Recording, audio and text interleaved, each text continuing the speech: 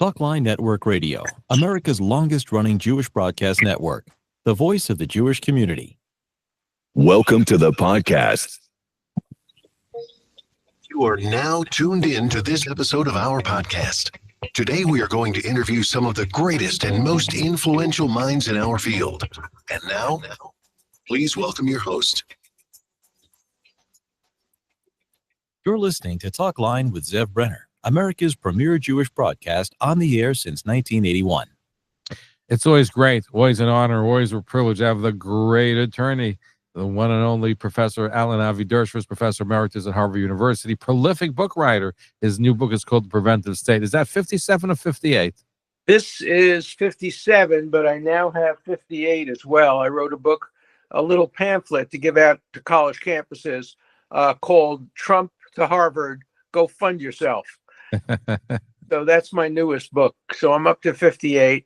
I have two other little pamphlets, the 10 big anti-Israel lies and how to respond to them, and the threat of Palestinianism. So I'm doing these pamphlets being given out free on colleges. And then my serious book, my magnum opus, The Preventive State, which the New York Times refuses to review because I defended Donald Trump. 92nd Street Y refuses to allow me to speak about it. Temple Emmanuel refuses to allow me to speak about it. So I'm glad to have access to your show where I can talk directly to listeners. Well, our door is always open. And in fact, by the week, a big number. We almost had 1 million views to one of our interviews last year. Right. So people really enjoy what you have to say. So what about Donald Trump? Is he going to be affected? Because the MAGA people want more information. I believe the conspiracy. The Democrats are smelling blood. And I just saw some of the shows, and they're saying, well, this is the end of Donald Trump. He lost his support, and this is going to be the finality of him. They're looking to make a big deal of it. Your perspective? There's nothing here. It reminds me of Geraldo Rivera when he said he had access to Al Capone's vault, and it will have all the secrets. And we waited weeks after weeks, and it was the buildup. And then on live television, Geraldo opened up the vault, and there was nothing in it. There's nothing in the files that we don't already know. We know the names of the people who are accused, many of them falsely accused. Let me tell you two stories. One is about a woman named Sarah Ransom. So in the run-up to the 2016 election, Sarah Ransom wrote 50 or so emails to Maureen Callahan of the New York Post saying that she had videotapes of Hillary Clinton, Donald Trump, Bill Clinton, Richard Branson, all having sex with children. Of course, the Post looked into it and it was untrue. And eventually she had to admit she made up the whole story. So if you reveal only the names of those accused and not the information about the accuser, you're going to get half-truths. Or take another woman named Maria Farma. She has made all kinds of false accusations about people, and she's been on CNN. She's been quoted by the New York Times. She is a virulent anti-Semite.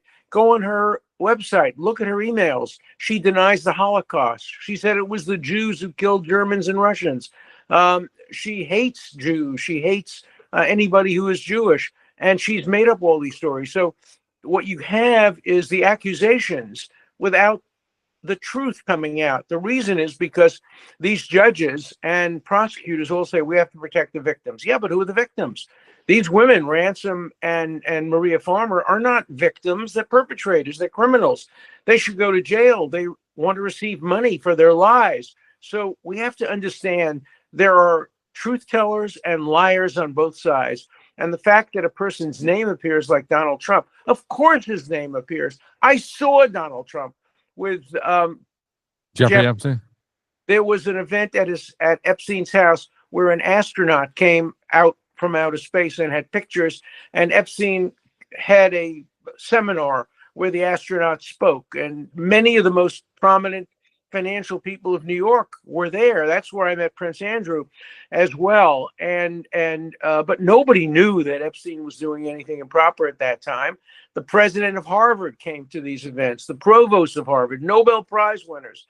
So the fact that somebody's name is on some list, or that somebody was on his plane, of course I was on his plane. I went down to argue his case in front of the district attorney and the state attorney. But you had a lot of August Never. You had a lot of anguish because they linked you with the woman who committed suicide, linked you to having sex with underage kids. And I know that Arthur Adela just the other day said that, it really put you in a bad state. Well, it put me in a bad space, but I fought back and I won. The woman ultimately admitted that she may have confused me with somebody else and may have misidentified me. I never heard of her, never met her. I've never had any sexual contact with anybody other than my wife since the day I met Jeffrey Epstein. Anybody who knows me knows that. But my name's on the list, of course. And so that doesn't make it true. It makes it, in this case, makes it false. So let's be very clear that these are false claims. The Jewish community, the leadership of the Jewish community has been awful on this. As I said, I was canceled by Temple Emmanuel because of this false accusation, canceled by 92nd Street Y, canceled by the Ramaz School. The Jewish community believes in guilt by accusation. If you've been accused, I mean, my God, I would hate to have been Dreyfus at the time. I mean, a lot of the Jewish community turned against Dreyfus. A lot of the Jewish community turned against Bayless. A lot of the Jewish community, look, remember too, 6% of Jews voted for Mussolini. Hundreds of Jews voted for Hitler. We have horrible self-hating Jews. Look, Hamas supporting members of Jewish Peace now and some of these other groups. Meinhardt, who is the darling of Temple Emmanuel, the darling of the 92nd Street Y, the darling. He's a guy who doesn't even believe Israel has the right to exist. He's the darling of the Hebrew Center on Martha's Vineyard. They won't invite me to speak, but they invite Peter Meinhardt and other self-hating Jews. So, we have a real problem within the Jewish community. Do you think it might be because he's Jewish, Epstein's Jewish, and they say they're afraid of big guilt by association, so they dissociate themselves by attacking everybody else who's Jewish who might have any connection to him? Well, that's what Roy Cohn used to say, how he justified his McCarthyism. He would say, because everybody's blaming the Jews for being communists, here I'm a Jew, I'm an anti-communist, so I'm a McCarthyite, so that will help the Jewish community. There is always that potential element. But look, we have to be in favor of emet, of truth. And truth sometimes is very painful.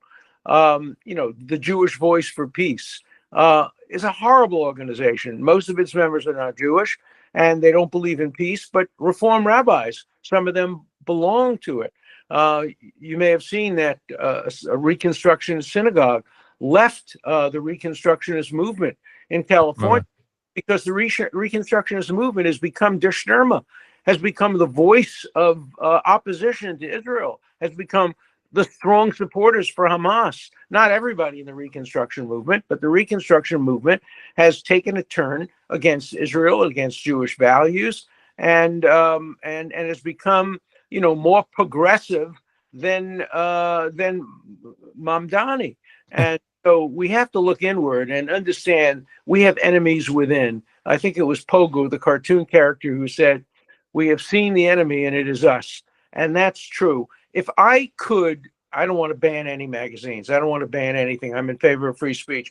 But if God gave me two tokens that I could ban any two newspapers in the world, it wouldn't be Al Jazeera. It would be the Jewish Daily Forward and Haaretz. Wow. The Jewish Daily Forward. More than the New York Times? More than the New York Times, because the Jewish newspapers give credibility to these read the Forward. Their criteria for publishing a piece is, can we say something really terrible about Jews, the Jewish community, or Israel? If so, we'll give the writer the platform to say that. The same thing is true with Haaretz. They will report every negative thing about Israel, but almost never report anything positive. So, we have a real problem within the Jewish community. And Reform rabbis, some of them are the absolute worst. Some of them are great. But some of the Reform rabbis, the ones who belong in Jewish Voice for Peace and others, are horrible. Well, Woody Allen had a great line. His rabbi was so reformed, he was a Nazi. Yeah, well, and then we have, of course, the Neturei Karta, which are obnoxious, horrible people. One of the leaders of Neturei Karta is not related to me, as far as I know, but his name is Dershowitz. So they constantly put him out there. Oh, Dershowitz and the Torah Carta, it must be something, that the Jewish community supports. Our enemies within are just as dangerous as our enemies from without. Our guest is Harvard Law Professor Emeritus Alan Dershowitz, who has represented many people, including Jeffrey Epstein.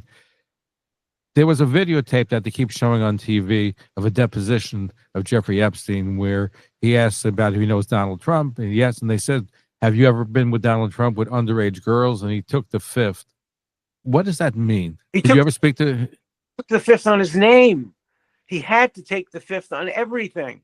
No, he said he said he knew Donald Trump. He was associated with him. And then they asked him a question, was ever with Donald Trump in the presence of young girls? And he said, I got to take the fifth. Had to take the fifth because if he didn't take the fifth, it would open up the possibility of further inquiries about the subject. So lawyers always tell their clients to take the fifth.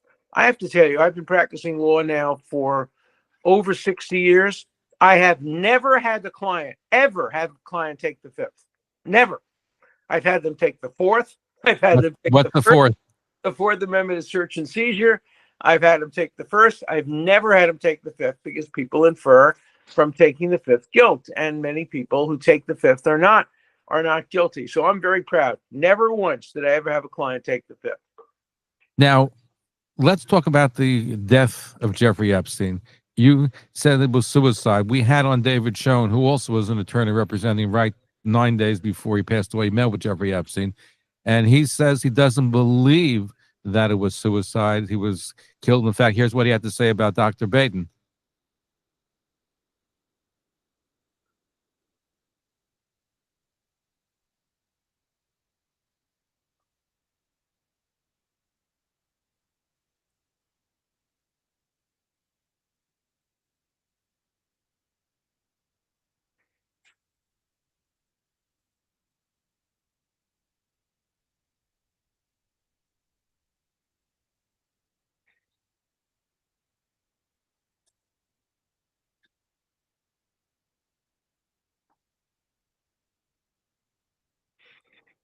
What do you respond to David Schoen?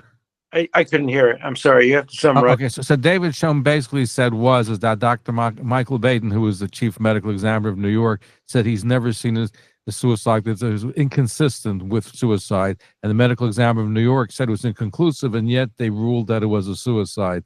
So he seems that there's something strange. And he also mentioned to me, being the last lawyer of Jeffrey Epstein, he was never contacted by the FBI. No, that is strange. And Schoen's a great lawyer, and Michael Baden is a great forensic pathologist. I know them both very well. And there's reason to have suspicion. But my own feeling is that Epstein, who loved to live grandly and was a hedonist, the idea of spending the rest of his life in rat-infested jails and prisons is something he couldn't bear. So it's possible he committed suicide. It's very likely if he did it with the help of some people in the prison itself. What do you mean by that? With the help of people? He said, I'm going to commit suicide, and they said, let's help you. What do you think happened? Paid them off, and they turned off the cameras, and they took his cellmate out, and they didn't use the usual procedures, and they, several of them were fired. We know that because they were away from the video cameras. He had previously tried to commit suicide. And so you would think he'd be on suicide watch and it would be impossible to do it. Look, it's possible. Anything's possible. I don't know how anybody could get into the prison. Also, I don't think that anybody would believe anything Epstein said. So why were people concerned about it? I don't know. Maybe he had evidence on other people. We know that there are people who have been accused, many of them falsely accused, and it's very important that we separate out the falsehood from the truth. So I'm agnostic on Epstein's cause of death, but I think... But you believe it was a suicide? I think my inclination is that it was a suicide only because of how difficult it would be for anybody from outside, even the Mossad, to get to him. And of course, he had no connection to the Mossad. That I know for absolute certainty. So you're going against Tucker Carlson. He said it was the Mossad, right? Against Tucker Carlson on virtually everything he's ever said, but especially on this one. Look, I represented the Mossad. I was the lawyer for the Mossad. Do you remember when 5 Mossad agents were captured in Cyprus, and the Mossad believed they were spying for Israel, and so I was asked to represent them pro bono, and I helped them get out. I'll never forget, they got out Erev Rosh Hashanah, and they called me, and the head of the Mossad wrote me this beautiful note saying he hopes for a day when his agency is no longer needed to defend the Jews, but it's still needed. So I have very good sources within Israeli intelligence. I obviously can't disclose what anybody said to me, but most importantly, if Jeffrey Epstein had worked for the CIA or Mossad or any of those agencies, the first person he would have told was me when I was trying to get him a good deal. By the way, the deal I got him, he hated. He thought it was a terrible deal, and he fired me and wouldn't pay my fee. Was that 2008? Yeah, 2008. Yeah, when he got a year and a half in prison, and he had to register as a sex offender. But I could have gotten him a much better deal had he been an agent for an American ally or for American intelligence. And we asked him that question. All of his lawyers asked him. What we asked him, is there anything you can tell us? Did you ever work for the government? Did you ever provide information to the government? Any of those things would have helped him get a better deal. And he denied any of it. And he wouldn't have denied it if it were true, if there were any plausibility to it. Wow. Well, certainly the Mossad, they said Ghislaine Maxwell, her father was definitely Mossad. So they say, well, there's a link there. Ehud, what is his name? Ehud Barak, I believe, was a frequent visitor there. But that was, but he didn't know. I can tell you, the only time Jeffrey Epstein was in Israel, as far as I know, I was there writing a book called The Genesis of Justice. I was living in the Mishkanot Sha'ananim, and I was, Jeffrey Epstein's lawyer, and I was an acquaintance of his, and I went to seminars of his, and he called me in Israel, and he said, Alan, I've never been to Israel. You're there. Can I come for a day? Would you set up a lunch with some of the smartest people in Israel? And I did at the Citadel Hotel, and the former Chief Justice of Israel and some professors, and we had a lunch, and then I took him on a walk to the Shuk. We have a photograph of him and me in the Shuk, and then he left that night. And as far as I know, he'd never been in Israel again. He didn't know Ehud Barak at that time. He met Ehud Barak after Barak left office and was investing, doing financial stuff with Epstein, as so many other people, including Bill Gates, were doing. So I don't believe. And of course, the former prime minister of Israel has categorically stated that he did not have anything to do with Israeli intelligence, and I believe that. That's what kind of business do you know did he have with Jeffrey Epstein? He seems to be a frequent guest, according to the reports. Who? Ehud Barak. He was. No, after this, I saw him. Yeah, I'm saying, he had contacts? They had a lot of contact. You know what it was associated with? Yes, financial stuff. They were investing together, and I don't know whether or not. And Ehud Barak, of course, was accused by the same woman who accused me. She also accused Senator George Mitchell.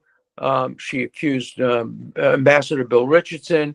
She accused Leslie Wexner. She accused Jacques Cousteau's daughter, a granddaughter.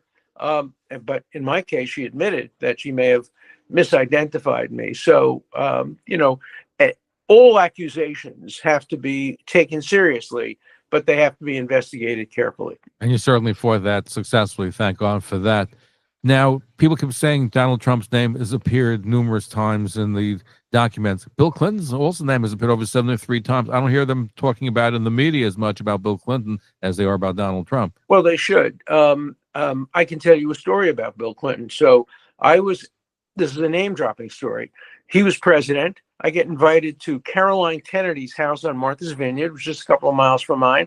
And I had dinner with Bill Clinton, Caroline Kennedy, her and her husband, Ed. And in the middle of the dinner, the Secret Service guy comes over to Clinton and gives him the phone and says, somebody wants to talk to you. He goes away for about 10 or 15 minutes. We all thought it was about national security.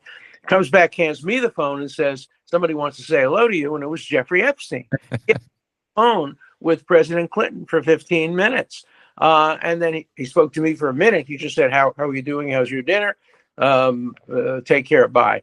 But I know, of course, that there was a connection between Clinton and Epstein, between Trump and Epstein, between so many people. I used to go to seminars at Harvard where the president of Harvard, the provost of Harvard, Nobel Prize winners, I sat next to Professor Church, who had decoded the genome.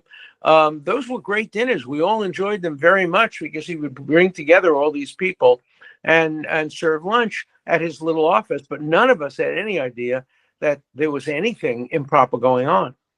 Now, do you believe there is some element of anti-Semitism in this whole Epstein affair? Oh, without a doubt. Look, you take Maria Farmer, who has accused everybody. She has said that there's a Jewish connection. She has denied the Holocaust. She said the Jews killed the Germans didn't kill the Jews. There's, of course, an anti-Semitic element. And the idea of saying that he worked for Israeli intelligence by Tucker Carlson, he didn't say he worked for other intelligence, Israeli intelligence. There is an attempt to tie this to I was on an interview with a Russian television the other day. By the way, what's going on in the world is going crazy over this. I've been interviewed by Indian television, Russian television, Saudi Arabian television. That's all they want to talk about. But Russian television said, well, that he had associations with Bronfman. And then they named about 10 rich Jews he had associations with, implying, and I said, sir, have you read the Protocols of the Elders of Zion?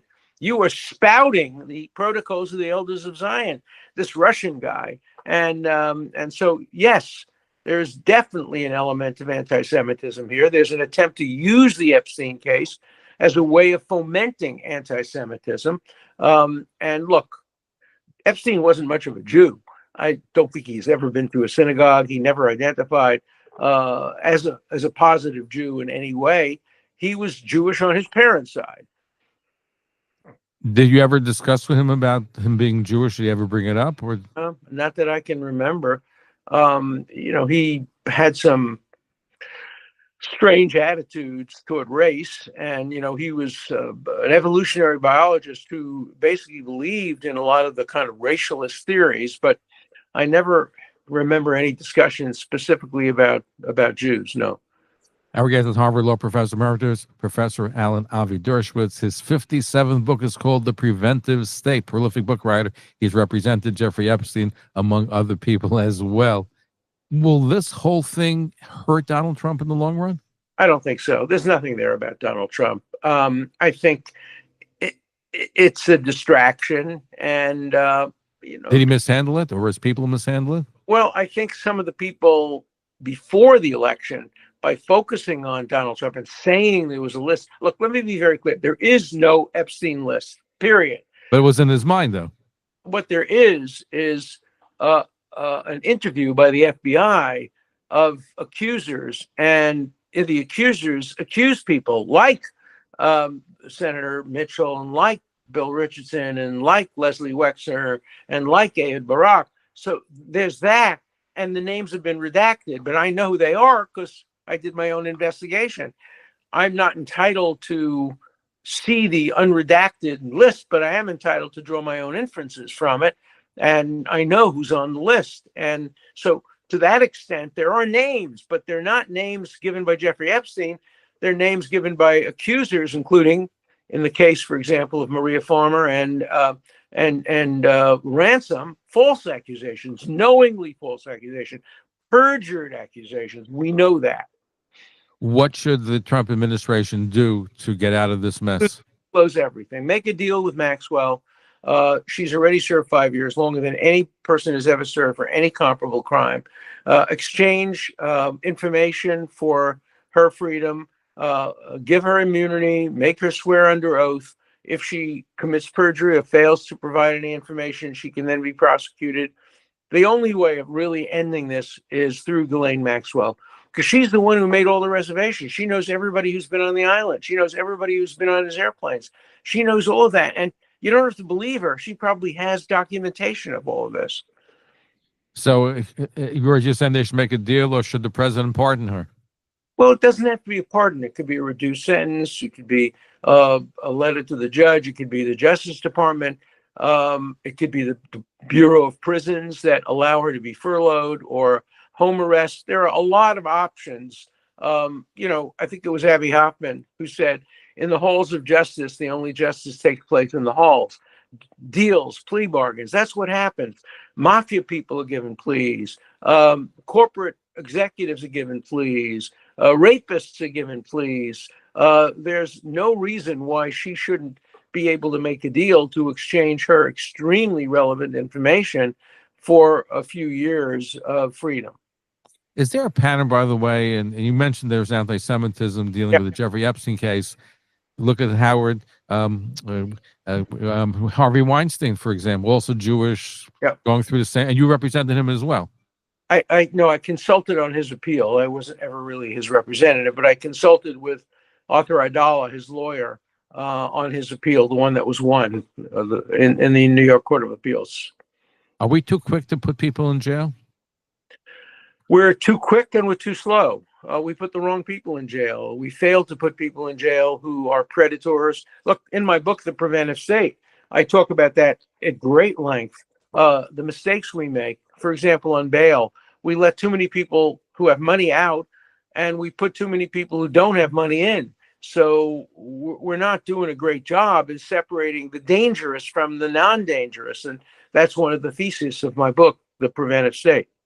Now, we're seeing a lot of anti-Semitism. We touched on Tucker Carlson. We have Donnie running for mayor of New York. But just the other day, where an airline, a Spanish airline, Vueling, kicked 50 Jewish campers off their flight. They actually handcuffed and arrested the 21-year-old director, and they banned her from being on the flight. What recourse do Jews have? Is it suing? What the situation? A lot of airlines that are also, discriminating against Jews in different ways. A lot of courses, but let me tell you the most important thing. And the most important thing we have to do is respond to the bigotry of Macron, the president of France, who has basically made it impossible to make a deal with Hamas. What he's basically said to Hamas, you don't have to make a deal. You don't have to give any hostages back. We're going to give you a state anyway. So why give up anything? Macron is causing more harm to the hostages, more harm to Israel, more harm to the Palestinians than almost anybody. I will no longer ever go to France as long as Macron is the head of that country. I think every Jew has to boycott France, French products, and send a message to Macron that you just can't give the Palestinians, who are the least deserving group. You want to give the Kurds a state? Okay. You want to give other groups states? Okay. Palestinians have turned down statehood. 37, 48, 60, 67, 2000, 2001, 2005, 2007.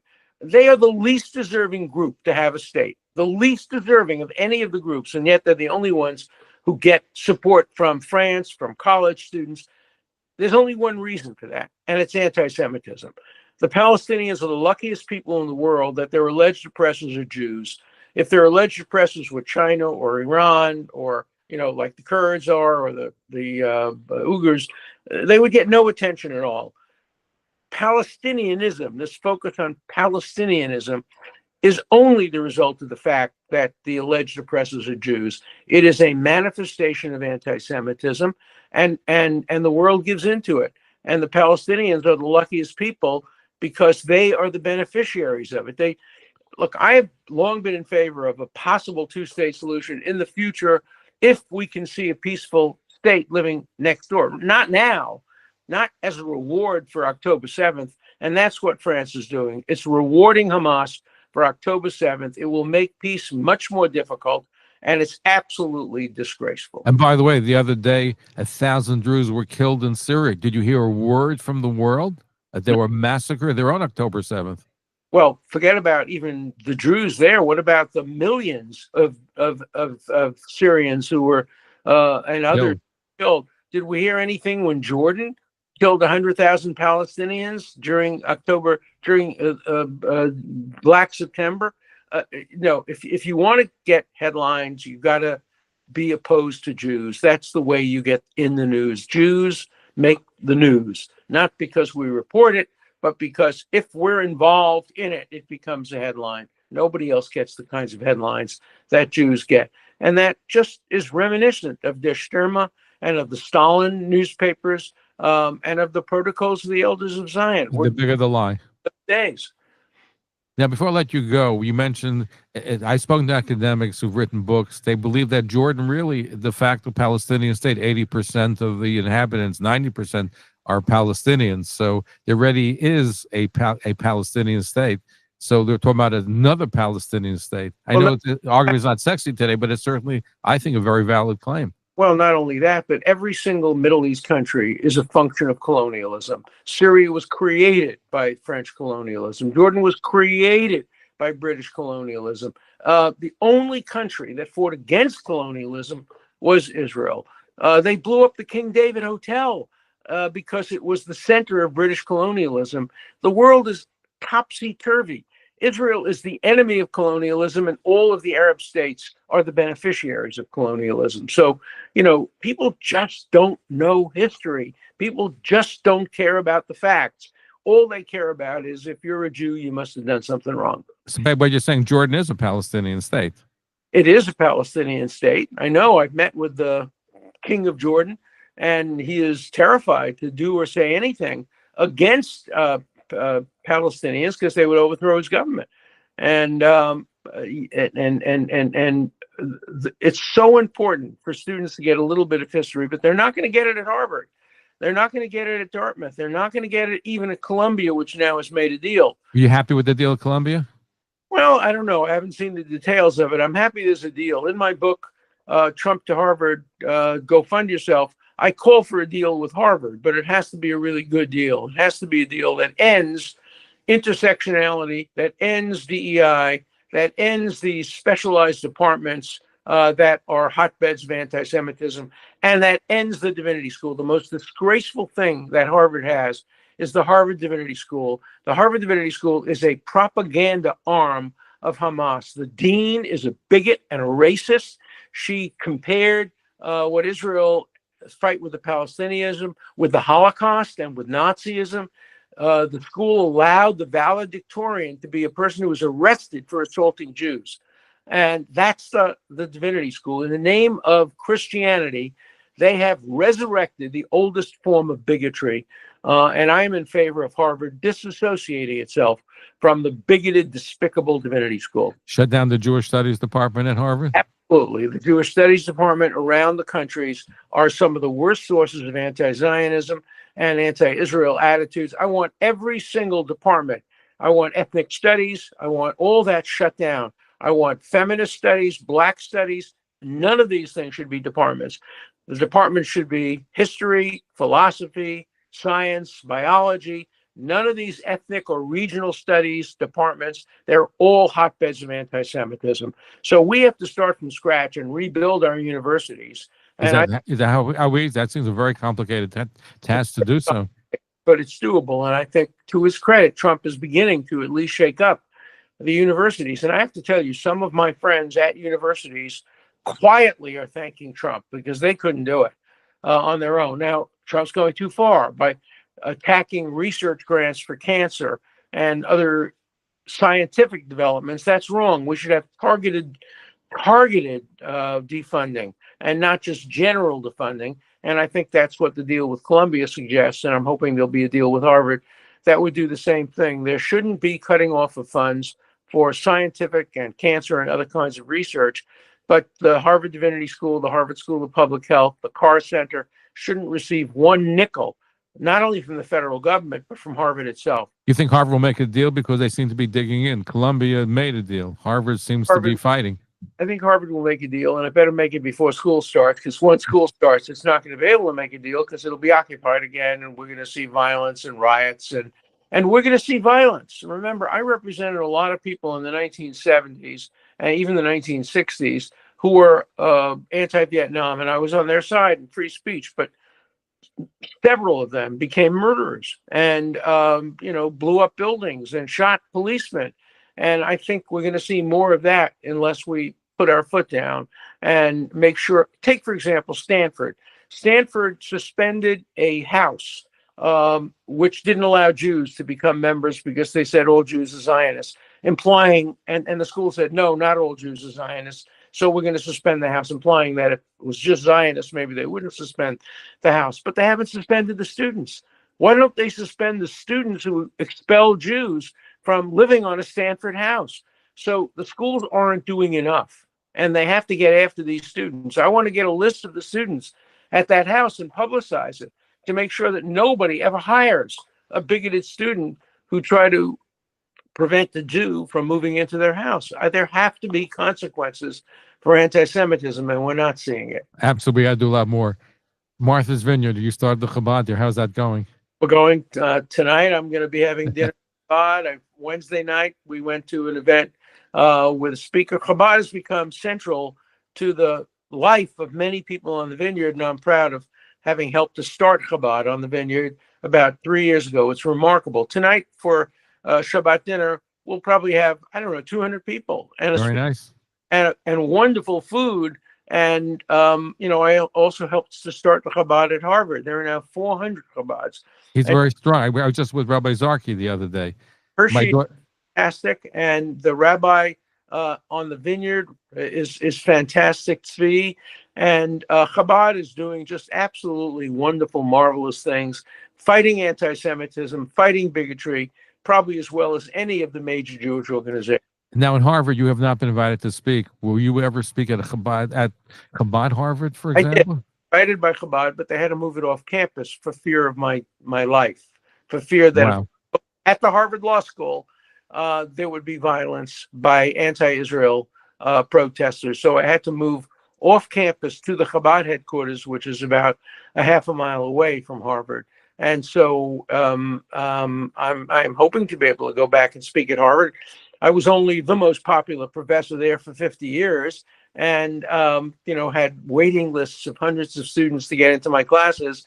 But once I became a vocal speaker for Israel, that all changed. And that's the problem. The problem is at Harvard, people don't want to hear debates. They don't want to hear discussion. They all know what they believe. They think the Palestinian cause is just, that the Zionist cause is unjust, and we have to fight back. But let me tell you the most important thing.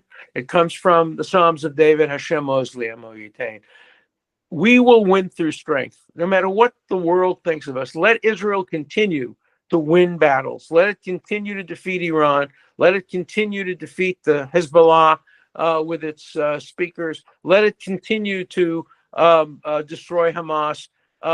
Then we'll worry about world opinion. The world, in the end, loves a winner. With Jews, they love to commemorate dead Jews. Museums, Holocaust museums. I don't want any more Holocaust museums. I want victory museums. I want museums that show that Israel prevailed, that it won against Hamas, that it won against Iran. Winning is the key to success in the world that we live in. So let's continue to win. Hashem Ozli Amo Yitem, Hashem Yivarech et Amo B'Shalom. Peace will only come through strength. And thank you for being a winner, for being so strong for the Jewish people. You're our fighter. You're the one that's leading. And every time sometimes people go, can you speak to Alan Dershowitz about this problem that I have, right? Because you're the champion. Along with many others, I'm on my way to Israel in a couple of weeks to meet with the leaders there and to get more information and learn more about what's going on. And, our prayer, every Jew prays for peace. And virtually every Muslim prays for war. And so...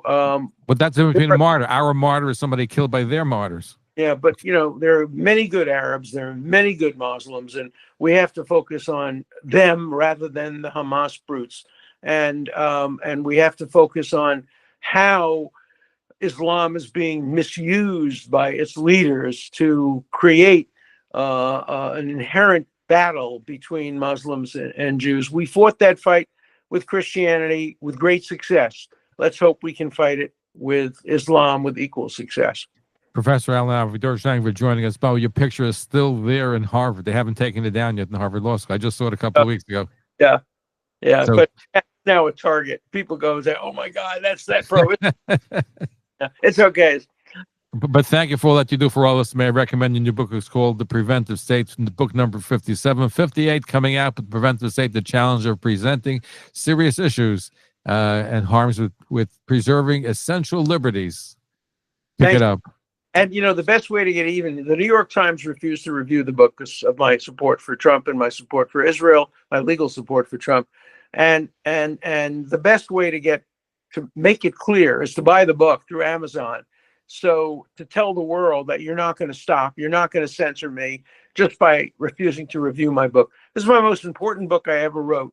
The Times reviewed every one of my books practically before I defended Donald Trump and before I started to defend Israel. But once I started to do that, the Times has cut me off completely. So if you want to read my book, you got to get it directly from Amazon.com. Pick it up. A worthwhile read. Thank you, Professor. Look forward to having you back very, very soon. Thank you. The great Alan Dershowitz here on the Talkline Network. Thank you for tuning in to Talkline with Zev Brenner, America's premier Jewish broadcast, the pulse beat of the Jewish community. For continuous Jewish programs, TalklineNetwork.com, or our 24-hour-a-day listen line at 641-741-0389. For past shows, you can find us on iTunes, Spotify, Amazon, YouTube, Instagram, and all major podcast platforms, or jewishpodcast.org. Thanks for listening to the TalklineNetwork.com. Follow us on Facebook, Twitter, and Instagram.